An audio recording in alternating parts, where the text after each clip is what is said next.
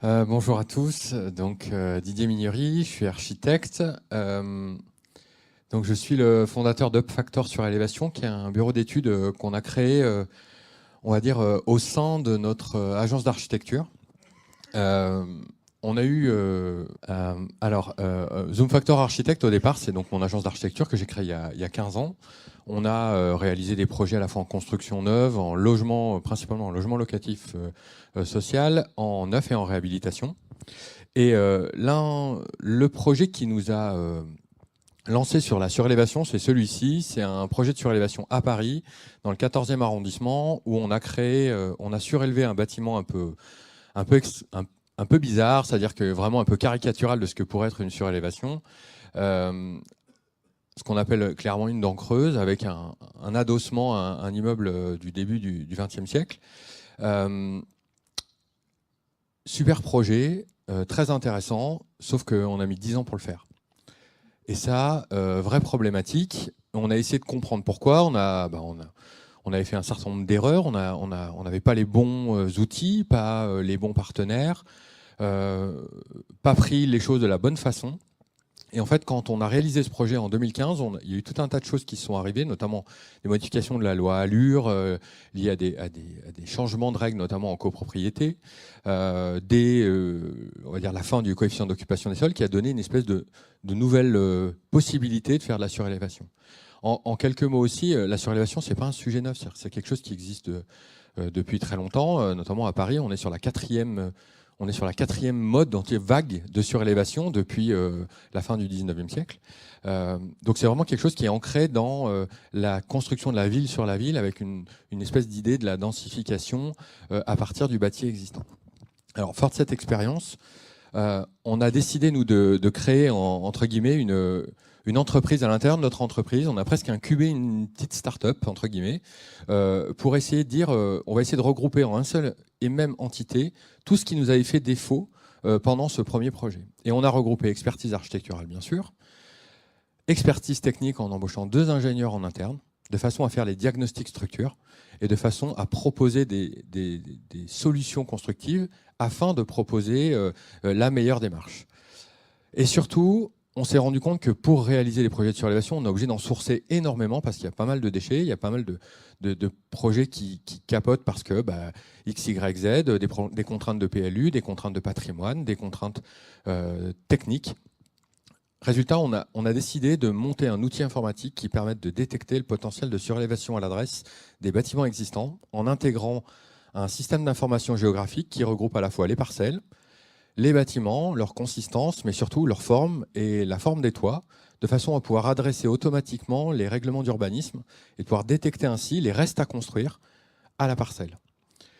C'est dans ce cadre-là en fait, qu'on a été repéré notamment par des incubateurs start-up tels que Cap Digital ou Impulse Partner, où on a incorporé en fait, ces éléments de façon à promouvoir et à essayer de développer cet outil informatique. On a bien sûr complété avec de l'expertise juridique, parce qu'on en parlera sans doute après, c'est un sujet vraiment très important, notamment en copropriété. Et enfin, expertise financière, parce que c'est souvent un enjeu à la fois, bien sûr, de fabrication, de réalisation de projets, mais aussi de rénovation énergétique, et ça, on en parlera également. On a également cherché des partenaires qui pourraient nous aider à adresser ce marché en essayant de regrouper notamment les filières professionnelles. Alors ici, je pense qu'on est au bon endroit pour en parler. Matériaux et construction durable. Alors, matériaux et construction durable, c'est le regroupement des filières et des centres techniques du bâtiment. C'est le regroupement de la FCBA, du CTCIM, du CERIB et du CTNMNC, qui sont les centres techniques qui aident les professionnels à construire, à établir les normes et à promouvoir les solutions innovantes. Ces gens-là, ils avaient besoin, en fait, via on va dire, leur développement et leur travail sur la surélévation, d'expérimenter un certain nombre de dispositifs. Et nous, grâce à notre traitement d'adresse et à notre traitement de logiciel, on leur donne des cas concrets, de manière à ce qu'ils puissent tester et proposer des nouveaux systèmes de construction et pour les entreprises membres de ces filières. Bien sûr, un géomètre, on en a besoin à la fois dans les phases d'acquisition des données, mais aussi quand vous êtes en copropriété pour rédiger le nouvel état descriptif de division suite à la surélévation d'un bâtiment, modifier le règlement de copropriété. C'est une des attributions du géomètre. Un point très important, on a monté un partenariat avec un bureau d'études de sol. Parce que forcément, quand on fait du diagnostic structure, on a besoin de connaître quelle est la capacité portante des sols, et donc de réaliser en amont des études documentaires qui nous permettent d'avoir des préconisations et des éléments qui nous permettent d'intégrer un certain nombre de points pour s'approcher au plus juste et de manière la plus précise possible en amont de ce que le bâtiment pourrait être en capacité de recevoir. Enfin, Ascodis, c'est un bureau d'études ascenseur. C'est pour vous montrer un peu la palette large du sujet. Quand on fait des surélévations, souvent, on doit surélever les ascenseurs ou les agrandir ou les installer. Et donc, du coup, c'est vraiment, en tous les cas, un savoir-faire qui est très important. Et enfin, le cabinet juridique, on va dire là, on parle d'un cabinet parisien avec lequel on travaille qui s'appelle Zurfleux Le Batteux. Patrice Le Batteux, c'est une des sommités du droit de l'immobilier et de la copropriété en France. Il est membre de la CNEC. Enfin, voilà, c'était l'un des fondateurs, le président de la CNEC.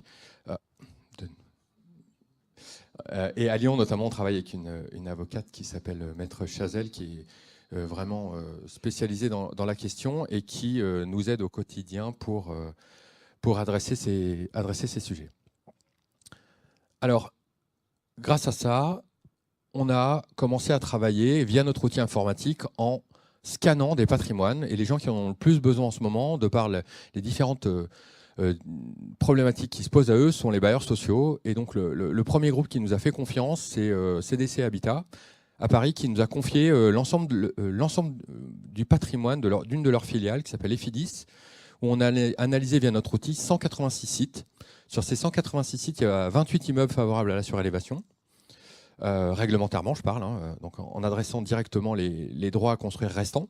Et ça donne par exemple une opération comme celle-ci. C'est-à-dire que là, sur celui-ci, sur ce bâtiment, en appliquant automatiquement les règles à construire avec les différents prospects et ainsi de suite, on est en capacité de dire qu'il y a environ 4000 m² potentiels de manière réglementaire. C'est vraiment le premier filtre de manière à faire un premier tri, de manière à adresser les sujets.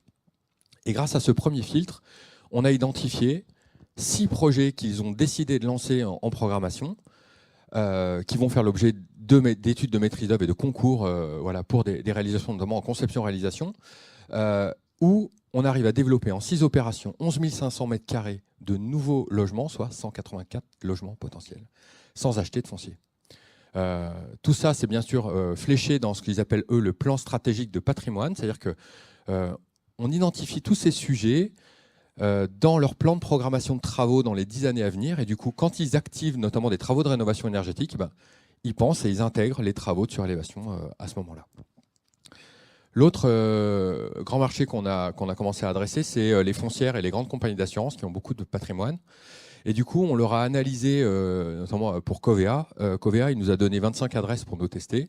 Sur les 25, 4 adresses potentiellement surélevables et un qu'il a choisi et sur lequel on l'a aidé à avancer sur un projet où on est à la fois là en surélévation, mais aussi en application d'une dérogation du flot. Vous avez dû en entendre parler.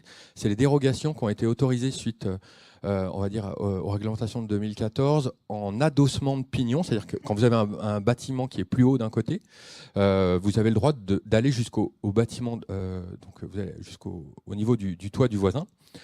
Et ce point-là est intéressant parce qu'en fait, ça nous permet de parler de ce qu'on appelle la mixité sociale. C'est-à-dire que cette dérogation est accordée dans le cadre de la mixité sociale. Et donc là, par exemple, on a créé des nouveaux logements, mais en contrepartie de cette création de logements, on a créé aussi 4 logements locatifs sociaux qui sont en usufruit locatif au premier étage. C'est-à-dire qu'à la fois, ça leur permet de faire de la valorisation immobilière et en même temps d'adresser du logement social dans un arrondissement. Là, on est dans le 15e arrondissement, où il y a très peu de logements sociaux, où il y a des besoins importants. Et voilà, donc c'est à la fois un tout petit projet et en même temps, ce qui illustre bien ce que peut être la surélévation, c'est-à-dire une espèce de densification assez douce de la ville, mais malgré tout en adressant des potentiels importants. Je vous parle aussi de la valorisation. Forcément, Covea, c'est une foncière. Ce qui les intéresse, c'est de faire de la valorisation immobilière. Par exemple, là, à 352 m² à cet endroit-là de Paris, c'est environ 4 millions d'euros de valorisation. Enfin, Lyon. Donc moi, j'ai fait une partie de mes études à l'école d'architecture de Lyon. Je suis originaire d'ici, donc on a commencé bien sûr à travailler sur le territoire de Lyon, notamment par le scan d'un patrimoine d'un syndic de copropriété qui s'appelle la Régie Franchet. Et là, on a analysé leurs 193 immeubles en gestion. Sur ces 193 immeubles, 36 étaient favorables à la surélévation. Du coup, le travail qu'on fait dans ce cas-là, c'est qu'on présente en fait ces potentiels aux copropriétaires et on voit s'ils sont dans une démarche de réalisation d'un potentiel projet. Et la première copropriété qui a accepté et qui s'est lancée dans l'aventure, c'est donc une copropriété qui est sur la place d'Arsonval, face à l'hôpital Édouard Herriot. Surélévation d'un étage de 2 niveaux sur le bâtiment existant. Et puis sur un côté, il y a un petit bâtiment rez-de-chaussée simplement, qui est une espèce de reste à construire sur la parcelle qui n'avait pas été exploité et qu'on propose d'adresser complètement en réalisant en fait une surélévation. Alors c'est quasiment de la construction neuve dans ce cas-là. Mais surtout, ça permet à la copropriété de vendre son foncier aérien, donc son droit à bâtir, de façon à engager la copropriété dans la rénovation énergétique globale. C'est un bâtiment qui a une étiquette F. Derrière, donc, l'objet, c'est de vendre son toit et son potentiel à un promoteur qui achète un permis de construire, purgé de tout recours, avec le droit et le foncier, de façon à récupérer cet argent pour faire la rénovation énergétique. Voilà.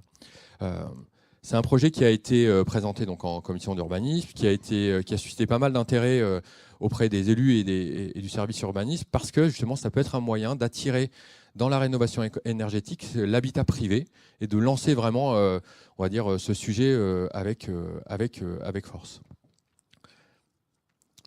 Alors, en quelques mots, nous, ce qu'on propose, c'est vraiment d'avoir une phase amont, c'est-à-dire d'étudier ce qu'on appelle le go-no-go, c'est le scan de patrimoine, c'est-à-dire qu'on prend à la fois à l'adresse, mais aussi en liste d'adresses.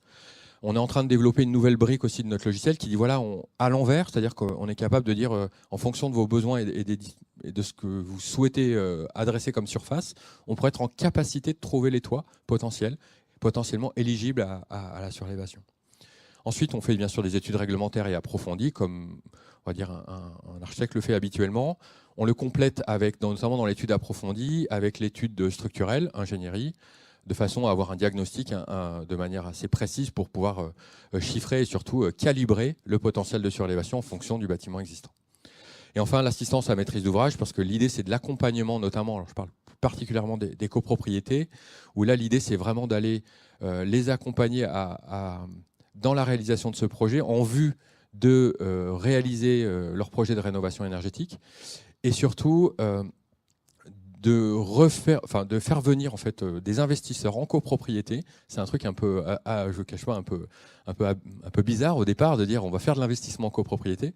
Et finalement, c'est assez vertueux puisque cette démarche permet d'engager cette transition énergétique dans le projet de Albert Thomas, du cours Albert Thomas. On en est même à changer. Aujourd'hui, c'est un tout électrique et on va réinstaller une chaudière collective.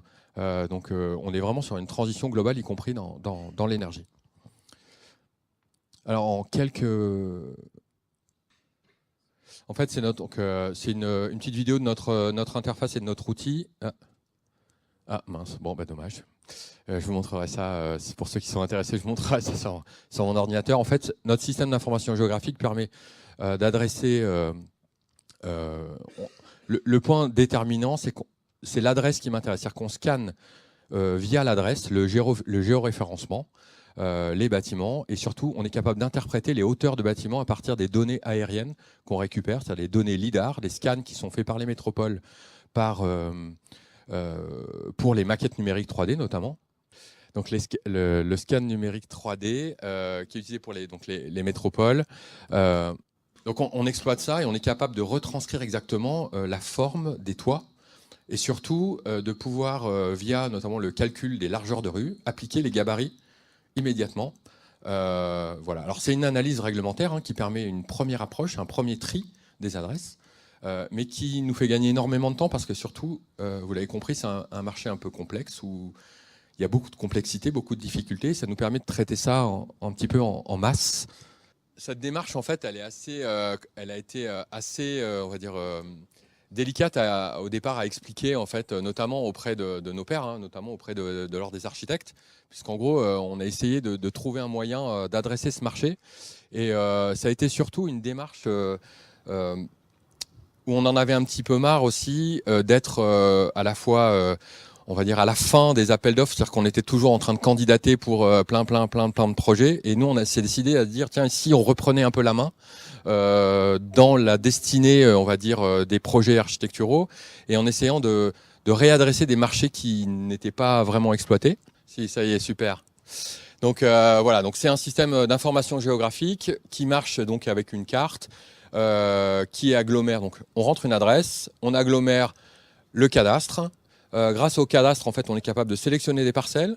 Une fois qu'on sélectionne ces parcelles, en fait, on fait appel à la donnée 3D. Donc on est capable d'avoir les hauteurs de bâtiments, de savoir quel type de toit on a et ainsi de suite. On calcule les largeurs de rue. Et avec ce calcul des largeurs de rue, on applique les gabarits en fait, des PLU. Grâce à ça, en fait, ça nous permet c'est un gain de temps, c'est assez fou. Surtout qu'on est capable de traiter ça donc en adresse unique, mais aussi en incorporant des listes d'adresses complexes. C'est-à-dire c'est un point CSV d'une liste d'adresses tout simplement. On le rentre dans notre outil et ça nous permet d'intégrer tout ça. Aujourd'hui, on n'a forcément pas toutes les datas ni tous les PLU. On s'est intéressé à Paris, à 6 communes Île-de-France qui avaient des datas ouvertes et aux 59 communes du Grand Lyon. Parce que l'open data à Lyon est assez génial, il y a vraiment tout. Donc c'est vraiment un truc assez incroyable. Voilà, donc voilà un peu le...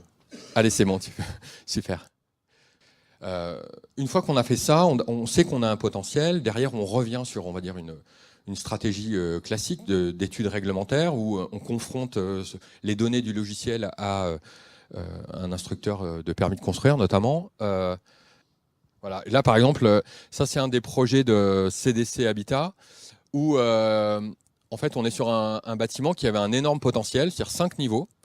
Bon, déjà, ça ressemble à une pyramide Maya, donc bon, voilà, ça, c'est déjà pas forcément intéressant, encore que c'est surtout la descente de charge en fait qui a guidé le projet, puisqu'en fait en analysant le projet, en analysant à la fois le sol et le bâtiment existant, on a capé le projet à 2 niveaux de façon à limiter les reprises et surtout à ne pas faire de reprises en sous-œuvre, de ne faire que des reprises de structure au niveau des poutres, de ne pas faire de reprises sur les fondations notamment. Voilà, donc ça c'est vraiment le gros enjeu, on va dire, des travaux de surélévation en conception, vraiment en amont, c'est d'apporter à nos clients une vraie expertise de façon à ce qu'ils puissent véritablement se décider et se dire oui, j'y vais, je vais sur un projet comme ça avec tel investissement. C'est un architecte qui est barcelonais, qui a décidé d'adresser lui aussi le marché de la surélévation. En Espagne, ils ont la possibilité de faire tout du début à la fin. C'est-à-dire qu'en gros, ils sont à la fois, ils sourcent les objets, ils sont architectes de l'opération, ils sont aussi constructeurs et ils peuvent être agents immobiliers. Donc, ils sont capables d'aller du début à la fin. Et eux, ils ont adressé le sujet en faisant de la construction modulaire 3D. Ils sont capables en 2 jours de poser 450 mètres carrés en module 3D, tout construit, y compris l'intérieur, le carrelage fait, la plomberie, tout. C'est assez bluffant, je pourrais vous montrer le petit film.